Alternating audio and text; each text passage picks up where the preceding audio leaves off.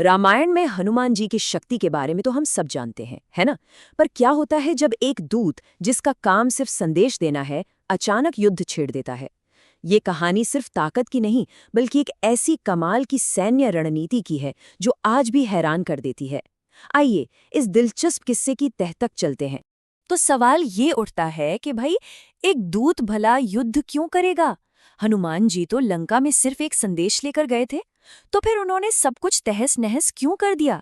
देखिए, ये कोई गुस्से में लिया गया फैसला नहीं था। नहीं, ये एक बहुत ही सोची समझी चाल थी। चलिए इसे परत दर परत खोलते हैं। कहानी की शुरुआत होती है अशोक वाटिका से। हनुमान जी का पहला मिशन बिल्कुल सीक्रेट था, सीता माता को ढूंढना और उन्हें श्री राम का संदेश देना। सुनने में तो बड़ा सीधा साधा लगता है ना, लेकिन असल में रणनीति का खेल यहीं से शुरू होता है। सोचिए जरा, विशाल समुद्र पार करके हनुमान जी दुश्मन के गढ़ में बिल्कुल अकेले थे। लंका एक अभेद्य किले की तरह थी और अशोक वाटिका उसका सबसे सुरक्षित कोना। वहीं पेड़ों के झुरमुट में उन्होंने सीता जी को ढूंढ तो लिया, पर उनकी हालत उम्मीद से कहीं ज्यादा खराब थी। ये सिर्फ कैद नहीं थी, ये एक तरह का मनोवैज्ञानिक युद्ध था। रावण लगातार सीता जी को धमका रहा था, उनका मनोबल तोड़ने की कोशिश कर रहा था। तो हनुमान जी के लिए ये सिर्फ उन्हें ढूंढने का मिशन नहीं था, ये उस घोर निराशा में उम्मीद की एक किरण जगाने का मिशन था, और वो भी जल्द से जल्द। और यहीं पर हनुमान जी की पहली रणनीतिक चाल देखने को मिलती है। वो एकदम से सामने नहीं आए क्योंकि वो खतरनाक हो सकता था। नहीं, उन्होंने पहले विश्वास जीता। राम जी की कहानी सुनाकर और उनकी दी हुई अंगूठी दिखाकर उन्होंने साबित कर दिया कि वो दुश्मन नहीं, दोस्त है। मिशन का पहला पड़ाव पूरा हुआ, लेकिन अब हनुमान जी ने गेर बदल दिए। मिशन का पहला हिस्सा तो पूरा हो चुका था। अब हनुमान जी चुपचाप लौट भी सकते थे, लेकिन उन्होंने ऐसा नहीं किया। उन्होंने जानबूझकर लंका को चुनौती देने का फैसला किया, और यहीं पर एक दूत एक योद्धा बन गया। और ये सब एक बड़े प्लान का हिस्सा था। तो सवाल फिर वही कि वापस जाने के बजाय उन्होंने विनाश क्यों चुना? क्योंकि उनका मिशन सिर्फ सीता जी को ढूंढना नहीं था, उनका एक और मकसद था, दुश्मन की ताकत का अंदाजा लगाना। ये कैलकुलेटेड रिस्क था। रावण को उकसाओ और देखो कि वो अपनी रक्षा के लिए किसे और क्या भेजता है। मतलब ये एक तरह का इंटेलिजेंस मिशन था, जिसे विनाश के पर्दे में छुपाया गया था। उन्होंने एक सोची समझी तबाही मचाई। पहले फल खाए, फिर सदियों पुराने पेड़ों को जड़ से उखाड़ फेंका, और फिर रावण के सबसे ताकतवर रक्षकों को भी बड़ी आसानी से हरा दिया। उनका हर एक कदम रावण के अहंकार पर सीधा हमला था, ताकि वो बौखला कर कोई न कोई प्रतिक्रिया जरूर दे। और जब रावण के सारे सैनिक और सेनापति फेल हो गए, तो उसने पासा ही पलट दिया। उसने अब कोई और योद्धा नहीं भेजा, उसने भेजा अपने ही बेटे को। और बस यहीं से ये मामला पर्सनल हो गया। रावण ने अपने सबसे छोटे लेकिन बेहद ताकतवर और कुशल बेटे अक्षय कुमार को भेजा। ये कदम दिखाता है कि रावण अब इस वानर को हल्के में नहीं ले रहा था, वो उसे एक बहुत गंभीर खतरा मान रहा था। अब ये लड़ाई सिर्फ एक बगीचे की नहीं रही थी, ये अब सिंहासन के सम्मान की लड़ाई बन चुकी थी। तो मैदान में कौन कौन थे? एक तरफ थे श्रीराम के सबसे वफादार दूत, जिनकी ताकत का कोई मुकाबला नहीं था। और दूसरी तरफ लंका का एक युवा राजकुमार, जो अपने पिता के सम्मान और अपने राज्य की रक्षा के लिए लड़ रहा था। ये सिर्फ दो ताकतों का टकराव नहीं था, ये दो दुनियाओं का, दो विचारधाराओं का टकराव था।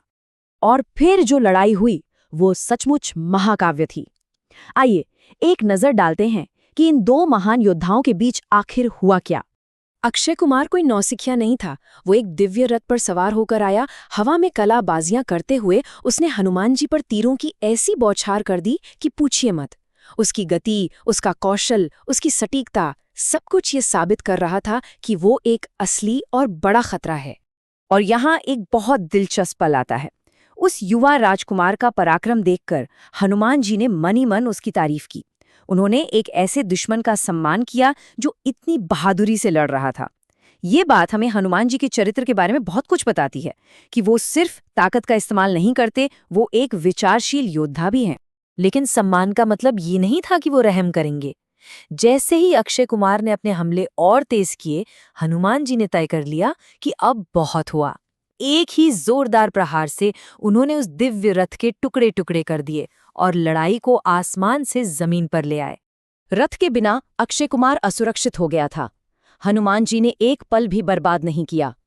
उन्होंने राजकुमार को पकड़ा और अपनी पूरी ताकत से उसे जमीन पर दे मारा, और इसी के साथ लड़ाई का अंत हो गया। ये सब खत्म होने में कितना वक्त लगा? बस एक शक्तिशाली प्रहार। सिर्फ एक वार में लंका के बहादुर राजकुमार अक्षय कुमार का जीवन समाप्त हो गया।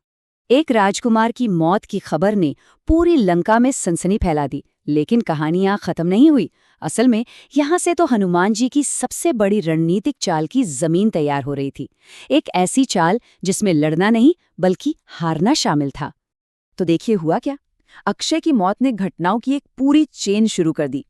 रावण गुस्से से पागल हो गया और उसने अपने सबसे बड़े और सबसे खतरनाक बेटे मेघनाद को भेजा।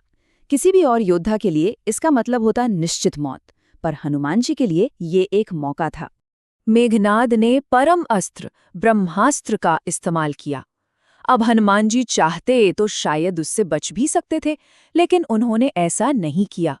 उन्होंने उस दिव्य अस्त्र का सम्मान करते हुए खुद को गिरफ्तार हो जाने दिया। पर क्यों? क्योंकि कभी-कभी जीतने के लिए पकड़े जाना भी जरूरी होता है। इसे ही कहते हैं रणनीतिक समर्पण। तो ये सब किस लिए? क्योंकि हनुमान जी का असली निशाना तो खुद रावण था। गिरफ्तार होकर वो सीधे दुश्मन के राजा के सामने पहुंच गए। उन्होंने एक पक्की हार को रावण के दरबार में एक ऐसे मंच में बदल दिया जहां वो श्री राम का संदेश सीधे उसके मुंह पर सुना सकते थे। क्या कमाल की चाल थी। और ये कहानी हमें एक बहुत गहरे विचार के साथ छोड़ जाती है। हनुमान जी की ये रणनीति हमें सिखाती है कि सच्ची ताकत हमेशा लड़ने भिड़ने में नहीं होती। कभी कभी असली ताकत ये जानने में होती है कि कब पीछे हटना है, कब झुकना है, ताकि एक बड़ा मकसद हासिल किया जा सके। तो सवाल यही है, क्या कभी कभी बंदी बनना ही सबसे बड़ी आज़ादी हो सकती है? सोचने वाली बात है।